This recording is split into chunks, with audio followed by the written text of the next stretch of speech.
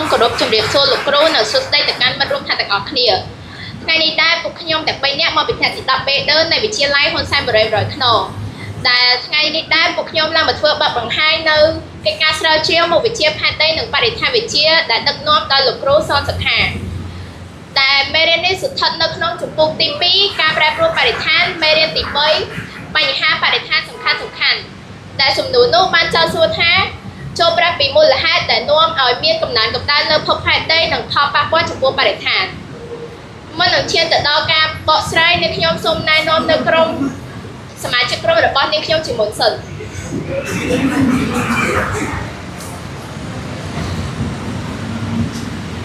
ឆ្លងតា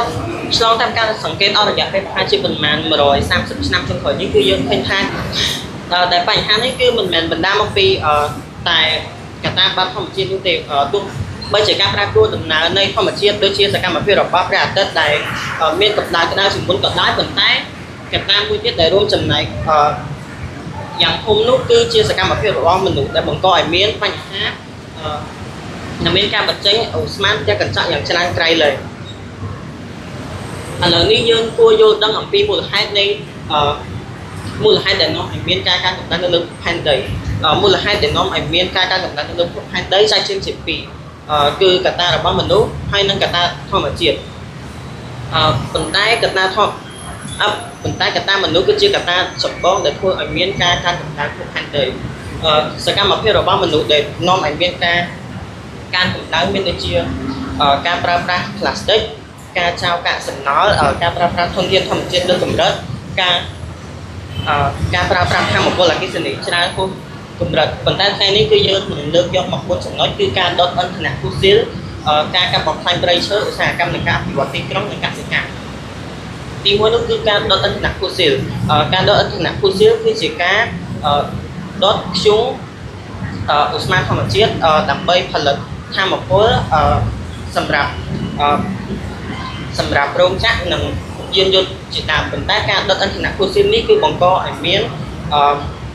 ការសាយភាយនៅឧស្ម័នកាបូនឌីអុកស៊ីតដែលឧស្ម័ននេះគឺបានចាប់យក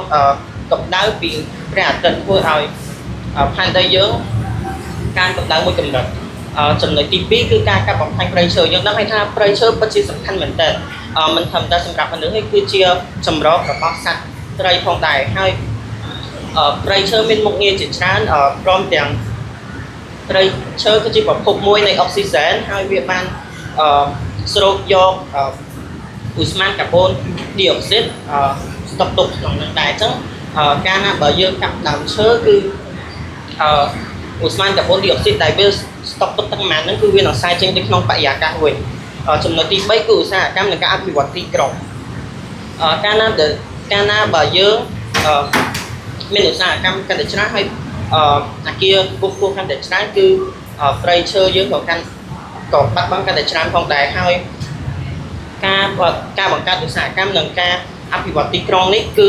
តម្រូវការប្រើប្រាស់ថាមពលយ៉ាងច្រើនហើយវាបង្កើតឲ្យមានឧស្ម័នកាបូនឌីអុកស៊ីតដែល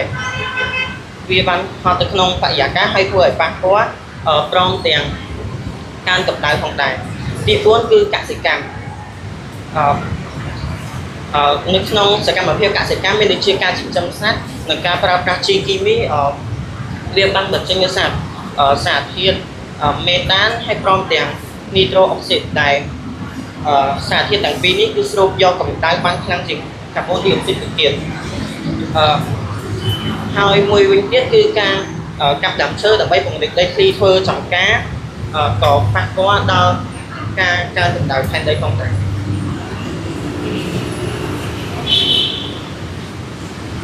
ឥឡូវនេះគឺខ្ញុំបកស្រាយនៅផលប៉ះពាល់ប្រសិនបើឥទ្ធិពលនៃកំណើនកម្ដៅផែនដីនៅតែបន្តផលប៉ះពាល់ជាច្រើននឹងកើតមានឡើងផលប៉ះពាល់ទាំងនោះរួមមានការ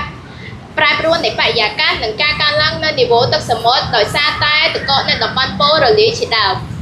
ប្រភេទសត្វនិងរុក្ខជាតិជាច្រើនមានការលំបាកក្នុងការរស់នៅក្រោមកម្ដៅអាកាសធាតុបែបនេះដែលអាច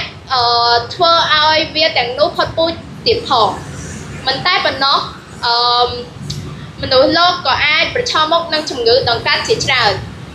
នៅជុំវិញពិភពលោកមនុស្សជាច្រើនបានចាប់ផ្ដើមយល់ដឹងអំពី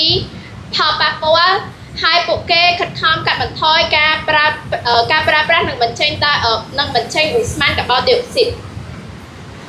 តាមរយៈការប្រើប្រាស់ប្រភពថាមពលដែលបញ្ចេញដោយឧស្ម័ននេះឬក៏ក្នុងបរិមាណតិចតួច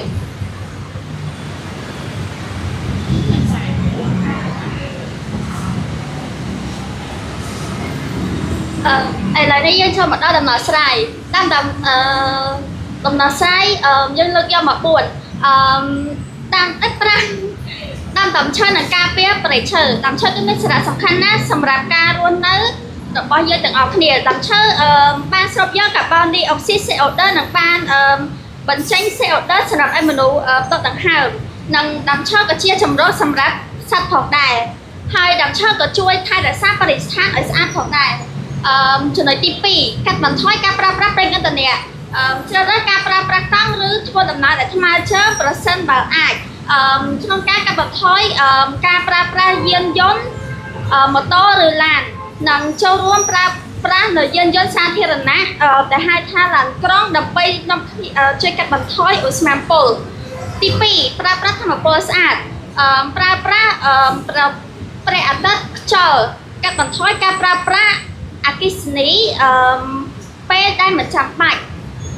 ទី 4 កាត់បន្ថយសម្រាមចូលរួមកាត់បន្ថយការប្រើប្រាស់ថង់ប្លាស្ទិកជ័រស្នោជាដើម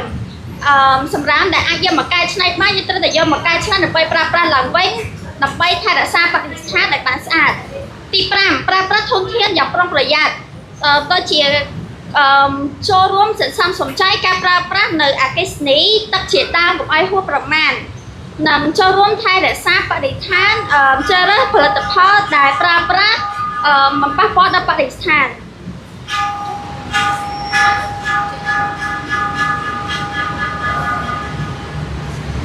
ជាចុងបញ្ចប់